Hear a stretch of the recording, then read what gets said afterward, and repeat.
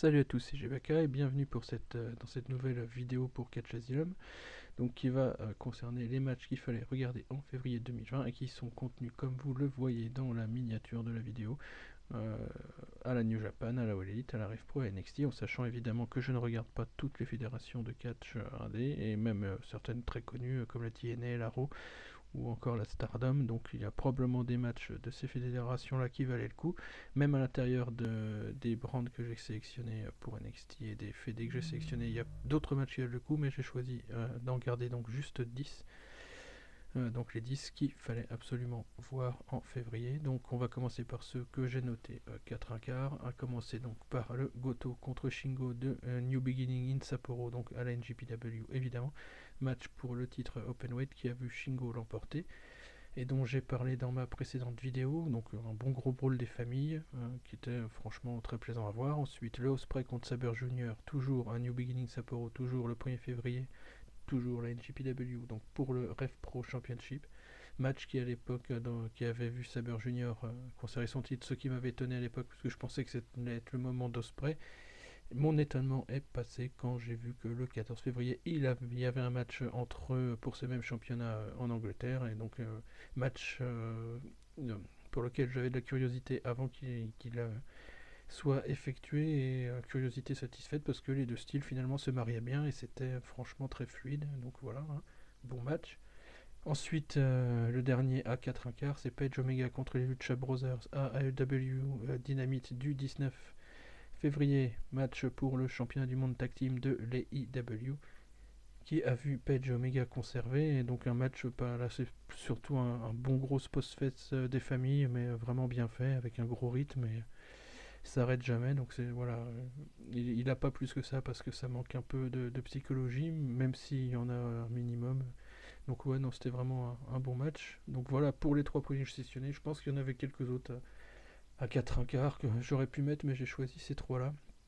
Ensuite à 4 1/2, donc on va commencer par le call contre Ciampa de NXT TakeOver Portland 2020 le 16 février, qui était pour le NXT Championship et qui a vu Cole conservé après un gros match là aussi avec pas mal, donc faut adhérer là pour ce match là entre guillemets un peu l'overbooking et ce genre de choses, parce que là franchement c'est un peu ça, hein, avec Ciampa qui s'en sort malgré l'aide des coéquipiers de l'Undisputed Era de Cole, plus l'intervention à la fin de Gargano, tout ça, donc bon il y a beaucoup de storytelling peut-être un peu à outrance, mais moi j'ai adhéré, donc voilà, je sais que ça n'a pas plu à tout le monde, mais bon, ça m'a plu et du coup vu que c'est moi qui fais le classement, je le mets dedans.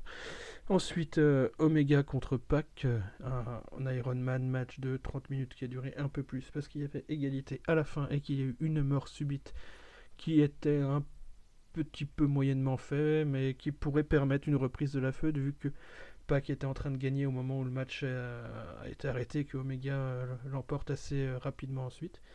Pareil, gros match avec tout ce qui fait les gros matchs d'Omega, j'ai envie de dire, la psychologie des gros mouvements, puis Pac qui était pas en reste, et une bonne alchimie entre les deux. Jusque-là, les matchs entre eux m'avaient plutôt déçu, et ça n'a pas été le cas cette fois, donc voilà, ça fait une bonne fin de feud pour le moment, même si ça laisse des ouvertures pour reprendre peut-être dans quelques mois ou l'année prochaine.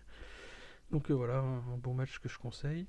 Ensuite, la revanche Ospreay Saber Junior, cette fois-ci à la Rev Pro, donc à High Stakes 2020, le 14 février, donc toujours pour le Rev Pro Championship, avec cette fois la victoire de de Ospreay, à la grande joie de la foule, donc la victoire attendue, j'ai envie de dire, et puis méritée, vu l'année 2019 qu'a fait le Gaillard et le début d'année 2020, que pas mal non plus. Donc voilà, en gros c'est plus ou moins le même match entre guillemets qu'à New Beginning, mais avec tout en mieux. Donc c'est pour ça déjà qu'il est à 4,5. Et c'est pour ça que j'en parle aussi, parce que franchement il est vraiment très bon. Il y a un peu plus de prises aériennes, encore la fluidité toujours au top. Pas mal de beaux enchaînements, de jolis contres. Donc voilà, un match à regarder. Ensuite, le Takagi contre Ishii de la New Japan du 20 février. Alors, toujours pour l'Openweight Championship. À la base, j'avais prévu de faire une vidéo pour ça et pour parler des événements à venir à la New Japan en mars, mais avec le coronavirus, les événements sont annulés. Donc, je me suis dit, je vais pas faire une vidéo pour le New Japan Road qui va durer encore moins que ce que j'essaye de faire en 5 minutes. Donc voilà. Mais sinon, donc ouais, un gros brawl entre les deux, comme on pouvait s'y attendre. Avec encore plus d'intensité selon moi que entre Goto et Shingo et auparavant. Et donc ouais, voilà, un bon gros brawl, une bonne intensité, des near fall assez, vraiment bien fait, et puis un public vraiment bien dedans aussi, de mémoire. Donc voilà, c'était un très bon match que je conseille à tout le monde. On va passer aux deux matchs à 4 3 quarts. Donc d'abord les Brotherweight contre l'Undisputed Era à NXT TakeOver Portland le 16 février. Donc match pour les titres de champion tag team. J'avais pas vu moi parce que je suis pas les weekly de NXT, les Brotherweight en action. Et l'Undisputed Era, je me souviens pas avoir vu de match qui m'ont transcendé à l'époque que les DIY contre comment il s'appelle. Ah là là, c'est terrible de perdre les noms. Bref, je pense que vous avez compris, et le temps que je recherche, ça va prendre un temps fou, donc tant pis. Donc bref, ça a été une belle surprise pour moi, avec plein de beaux mouvements. Pareil, là aussi une belle histoire, et puis des gagnants qui sont hyper over à la fin. Donc non, c'était vraiment un très bon match pour moi, le meilleur de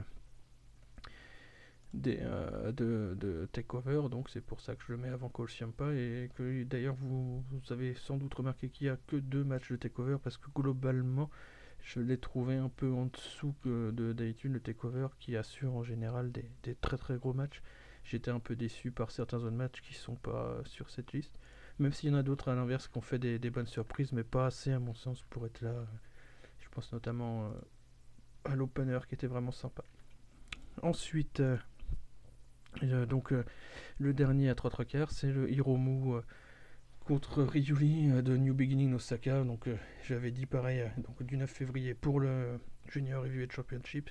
J'avais dit à l'époque que c'était un 3 quarts et j'ai pas changé d'avis entre temps. Et donc voilà, c'est un très gros match, très intense, avec qui était surprenant. On pouvait s'attendre à une espèce de spot fest et ça n'a pas vraiment eu lieu. C'était voilà, chaque coup là aussi avait du sens, et ça jouait aussi sur leur rivalité passée, voilà, donc avec des clins d'œil, et puis cet échange de shop qui me fait partie des trucs qui m'ont le plus marqué sur ce mois-ci.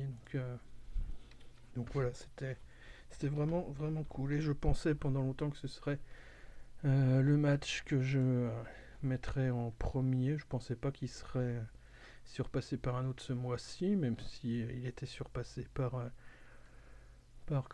d'autres du mois de janvier, notamment ceux de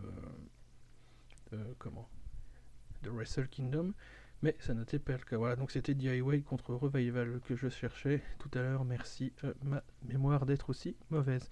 Donc du coup, le match qui a détrôné celui-ci, c'est le seul match 5 étoiles du mois de février, ce que bien, hein, parce que bon, même si j'en ai mis plusieurs, parce que je suis assez généreux au mois de janvier à Wrestle Kingdom, j'en ai mis 2 ou 3, je ne sais plus. Voilà, donc c'est le Omega Page contre les Young Bucks à AEW Revolution du 29 février. Donc pour les titres tag team, encore une fois. Donc on notera qu'il y a quand même 1, 2, 3 matchs tag team dans le lot, ce qui est plutôt pas mal. 3 sur 10. Bon, il n'y a pas de match féminin malheureusement. Il aurait peut-être fallu que je regarde la Stardom. J'avais vu qu'il y en avait un qui était plutôt pas mal noté, mais je n'ai pas pu le voir. J'ai essayé de le rattraper, mais j'ai pas pu. Donc voilà, donc ce match-là, voilà, il y a tout dans ce match-là. Ça m'a fait penser un peu à l'époque aux Young Bucks contre les Golden Lovers, mais avec une encore meilleure dans un sens storyline entre eux, avec un public plus chaud, enfin plus à fond dedans aussi, avec voilà, avec des super spots, avec Page qui est super bien mis en avant, avec voilà, non ça coche entre guillemets un peu toutes les cases qui font que ce match est un grand match. Il restera probablement pendant longtemps comme un des très gros matchs de l'AEW, à moins que ça enchaîne, on sait jamais.